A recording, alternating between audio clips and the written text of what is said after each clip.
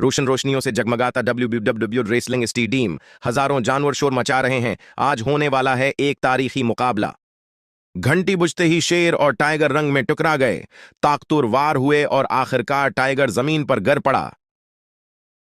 शेर ने ललकारते हुए कहा, कौन आएगा? तब बलि खड़ी हुई और बोली, मैं ये मुकाबला कबूल करती हूं। बलि बजली की तरह घूमती रही, तेज हमले किए और शेर को कई बार पीछे हटने पर मजबूर कर दिया। अचानक शेर के जोरदार वार से बलि रंग पर गिर गई। रेफरी ने फौरन मुकाबला रोक दिया। खामोश कब्र के पास बल्ली का बच्चा रो रहा था और बंदर ने वादा किया कि वो ये सब नहीं भूलेगा।